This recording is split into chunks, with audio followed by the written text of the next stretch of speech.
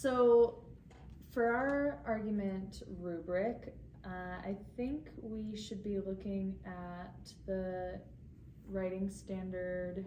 It's 7.8W.1, and under writing. It says write arguments to support claims with logical reasoning, relevant evidence for accurate and credible sources, and provide a conclusion that follows from and supports the arguments presented. And then it has 3 subsections: introduce claims, use words, phrases, and clauses, and then use appropriate conventions and style for the audience, purpose, and task. I think since we have 3 sections or 4 sections on a rubric: argument, organization, and evidence. For argument, I think we should really focus on the parts of the section that have to do with claim. Right. Yeah. So let's see. Right. I'm just going to put the sections of the standard in the 3, and then we can adjust it to more students-friendly language after we have the rubric. So write arguments to support claims with logical reasoning. The next part is evidence. Provide a conclusion that follows from and supports argument presented. Do you guys think that's organization, or would that go under argument? Will you say it one more time, or show me where it's at?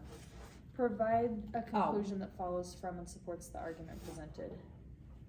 I think it depends on what we want them to, because it says like that the conclusion needs to support the argument. So if we're That could be talking about evidence. that, it could be, yeah.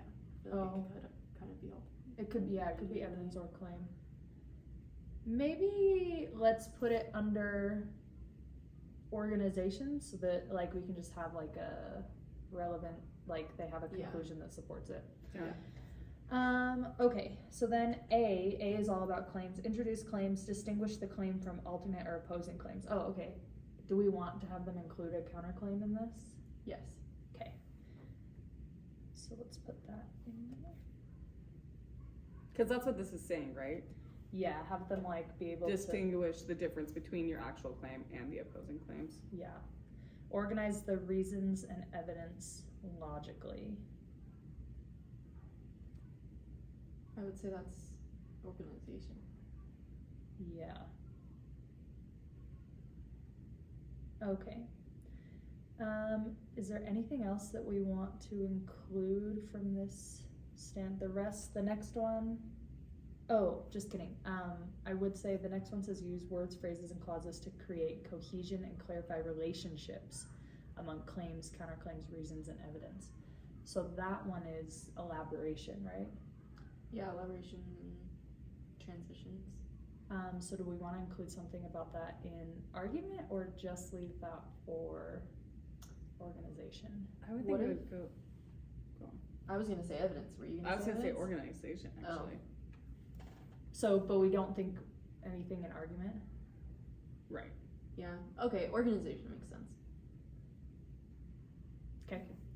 With you guys. And then, yeah, use appropriate conventions and style. That is grammar, I think. I don't think that needs to go in there. Okay, is there anything else that we feel like needs to go in claim before we switch it to like more student-friendly language? I think we need to have something saying like that their claim is clear, or somehow to like create their claim. Does that make sense? Maybe let's just start putting it in student-friendly language And that can be part of it. yeah. Okay. I don't want to delete what we have yet, so let's just add it as like Nice. a new. So, like claim is, does that represent what you're saying? Is that clear? It needs to have like a clear argument, right? Oh, Like we okay. have to know what the kid is arguing. Smart. Claim has a clear argument. I think that's pretty student friendly. Presents Yes. a clear. I think has Has is works. fine, Yeah. especially if we're using this as like a checklist for the kids. I think. I was about to say, it's nice that it's a yes, no kind of thing. I don't think they need like presents. Okay, so writes arguments to support claims with logical reasoning. Supports claims And with evidence? so I think this is saying, it's not saying it's supporting it necessarily with outside evidence, it's also saying that it's supporting it with just like clear statements. And I think that would be the topic sentences of each paragraph. Does that Okay. make sense? Mm-hmm. So has statements that support the claim throughout the essay. Does that make sense? Yeah, I think so. We could say throughout. Wait, Yeah, go ahead. You're saying you want this to be kind of like the topic. Sorry. What am I trying to say? The topic sentence? Yeah, like you know how when they, like I think for our argument essay it has the statement and the reason is their topic sentence. So on this, so it has statements that support the claim throughout the essay. Rather than it saying throughout the essay, should we say at the beginning of each paragraph? Yeah, I think that's more specific. Okay. Does that cover this point from the rubric? Yeah. Right arguments, support claims with logical reasoning. Great. Distinguish claims and from alternate and opposing claims. So for them to do this, they would need to understand, like they would need to state what the opposing claim was. yes. So States opposing sides claim. Yeah. Also refutes. Do I want to make those two separate items on the rubric, or do I want it to I be? think it could be one. I think so Okay. as well. States And- opposing and has a. Are we calling that a counterclaim? In the lesson we have it says that. And has a counterclaim. Okay, is Great. that good? Mhm. Okay, Mm-hmm. great. So 3 boxes, they have those checked. Wait. So side's claim and has a counterclaim. The counterclaim is the other side's claim. This would be Oh. the rebuttal, right? Yeah, you're right. Sorry.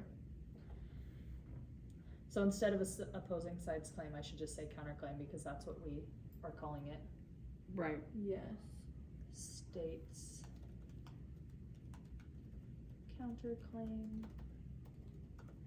and has a, let's add like a word there, like I know. I'm trying to think like clear. yeah. Mm-hmm. We already used clear for. I know. States a counterclaim and has a Logical. That's Logical good. is great. Logical rebuttal. Okay, perfect. Do we feel good about the 3? Mm-hmm. Mm-hmm. Okay, moving on to the 4 then. What is more difficult? Let me pull up the 9th and 10th grade standard. Okay. And see what they are doing. If there's anything in here that's more Rigorous. difficult. Yeah.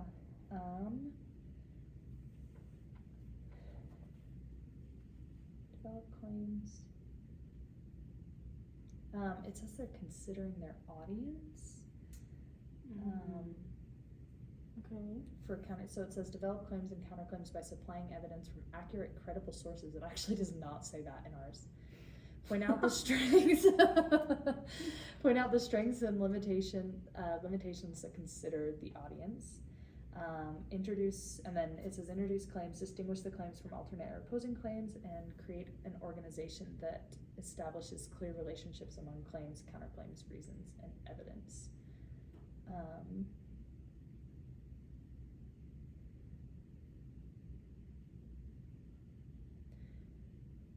One thing that I think we could do is, in considering audience, what if we had them use, like, if we did a lesson on rhetorical strategies, like ethos, pathos, and logos. Mm-hmm. And we could have them intentionally put sections of those in, Okay. and that could be considering their arguments.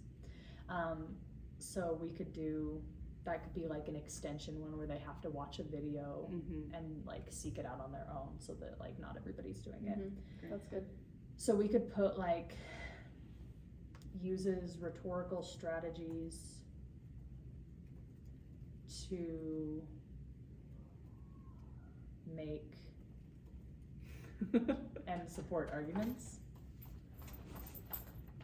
I think that would be, Take in support arguments. Do we want to put in audience or no? Is it too many things? I think Like we, based on audience?